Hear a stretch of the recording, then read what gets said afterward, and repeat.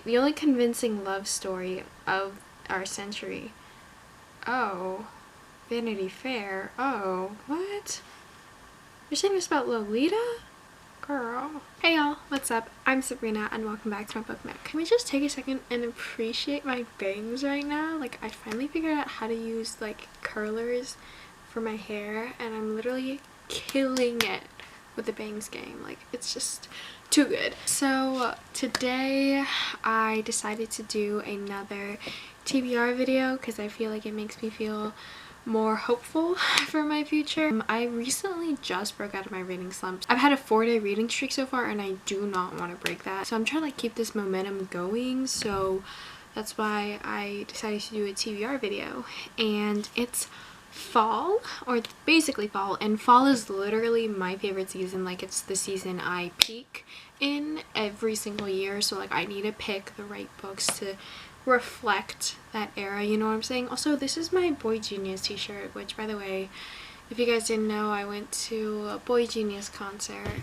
That's right, Boy Genius, and it was a Clara concert too, so I'm just like better than like everybody else, basically, is what I'm saying. Yeah, so let's just jump straight into it. First book that is on my TBR for fall is Fourth Wing by Rebecca Yarros. Yeah, I feel like everybody and their mother has literally either read this book or heard about it. Fun fact, I've been wanting to get this book for months, except it was literally like sold out everywhere and you couldn't even buy it. You had to like pre-order it, so I waited and waited and waited until it was finally ready to order, and then I literally forgot about it. And then so I went to store and I was like, hey, do you guys have Fourth Wing in stock? And they were like, no. So then I had to wait like another week or two before they finally had it in stock, which basically, long story short, it took me a while to get this book. I'm really excited. I haven't read fantasy in a bit and I've heard really good things about this book, so like I want to get back into fantasy, but the length does kind of scare me a little bit.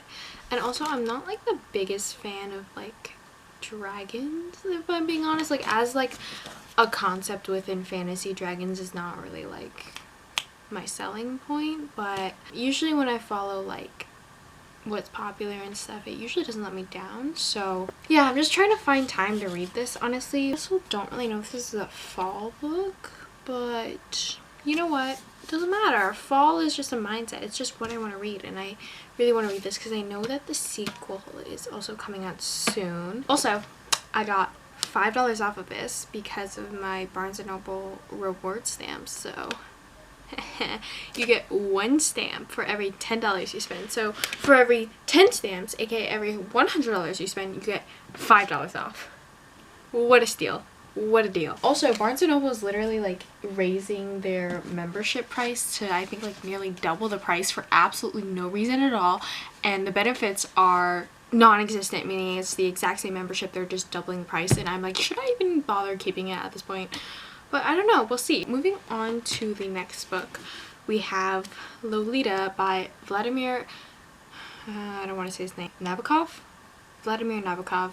I probably butchered that last name, but this is a classic. I got it over the summer and I never really got around to reading it, but I'm thinking now that I'm out of my reading slump, I might be able to tackle it. I'm just like really scared because I feel like this is such a controversial book because people interpret it the wrong way, and I'm scared that once I read it, I'm gonna be so disgusted with like humanity. Like, you know what I mean? Like, once I read it, I'm gonna be like, how could people possibly interpret this any other way than as like a cautionary tale? So I'm just kind of just also in general worried because I've heard that it's a really like twisted way of narration, I think. And am I really mentally stable for that? I don't know. The only convincing love story of our century. Oh, Vanity Fair. Oh, what? You're saying this about Lolita? Girl. I got this off Thrift Books. I think this might have been my free purchase, maybe. I have been meaning to want to get back into classics for a bit, and I'm hoping that this is a, I guess, riveting enough story to hold my attention. The next book we have is The Idiot by Elif Botman. I got this, I think I want to say last year, and it's been a whole year and I read 10 pages and I never finished it. So I'm trying to make it a goal to finish it this year because I have to finish it. Also, I feel like this is such a fall back to school book. I feel like I said the exact same thing about this book last year, possibly. But no, this year I'm actually gonna do it, guys. Trust. I'm actually gonna do it. I just, you know, have like a billion things to do this year and also no time at all, but it's fine. Oh, Pulitzer Prize finalist. Very cool. I don't know. I really want to read this book because I've heard such great things about it.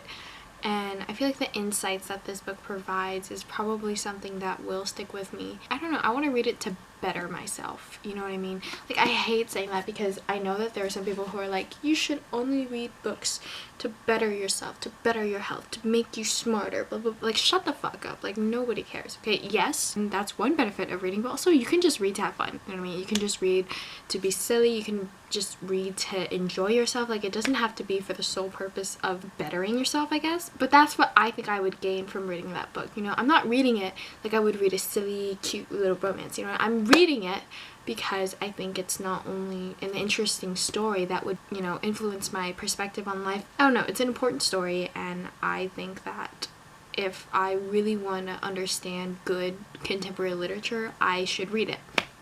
And that sounded kind of like a little bit pretentious, but whatever. Let's just move on to the next book. Donut Economics by Kate Rayworth, and I'm actually currently reading this, but I put it on my TBR anyways because I really want to finish it. And so I'm actually borrowing this book from my econ teacher, and I really love it. It's all about like sustainable economies, so basically like economics but with an environmentalist outlook, you know, how we can coexist within like planetary boundaries and just our modern economy. And it's a really great book. The other problem is it is very kind of dense, so it's taking me a long time to get through. I've already borrowed the book from her for like 2 weeks, and I feel so bad because like I feel like if you borrow a book from someone for over 2 weeks, and it's like, it's rude, like you need to finish it, you know what I mean? So I think I'm gonna make it my goal to finish it before I go back to school on Tuesday because I feel so bad keeping it from her. It's a really interesting book, and I typically don't read, one, I already don't read nonfiction, and two, I never read books about the economy because like, why would I do that? I'm just a teenage girl. Why would I read books about the economy?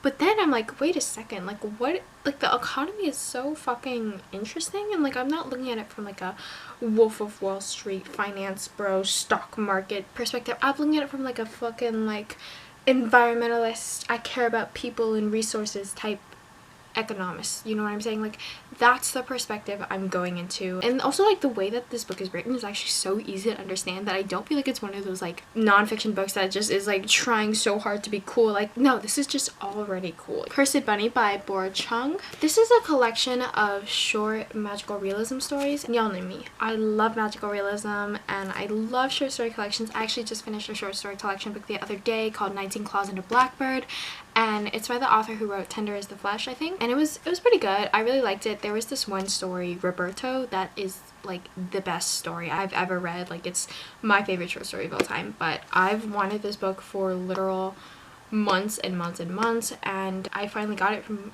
Barnes & Noble, and it's just like, I'm so excited to read this. Like I've been waiting until it's more like Halloween, spookier times to read it, but like now that it's fall, I can finally like dig into it, you know. And it's all about like societal critiques and magical realism, and I'm like, oh, this book is like made for me, you know what I'm saying? Like it's literally made for me. All's Well by Mona Awad. And so this book I got literally in January for my birthday. I mean, I still haven't read it, but I did read Bunny by Mona Awad. Because I read Bunny, I decided I would finally read her other book as well, and it's a more appropriate time to read it because I feel like this is, I want to say dark academia, and you know, fall is literally prime dark academia season, so like this is the perfect time to read it.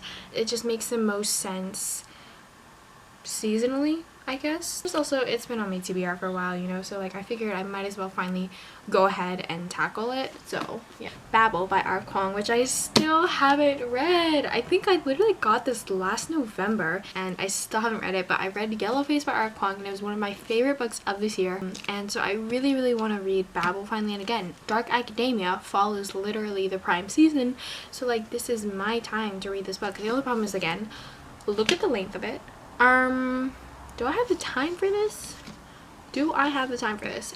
I don't even know. I love R.F. Kuang. I think she's one of the most talented writers I've ever met, and I'm just really excited just to read her work again. I know this is kind of like one of her most popular works, I think, between the Poppy War and Yellowface, and I don't remember, I think there was one other book she's written, but yeah, I don't know. I'm just really excited to read Babel. I've heard so many great things about it, and I don't know, I feel like I should finally get around to read it, you know what I mean? Okay, so those are all of the books on my fall TBR. There are obviously other books I want to read, like I'm always wanting to do a reread of Normal People or Secret History, but those are just kind of when I get around to it, you know what I mean? But these are like my main TBR books.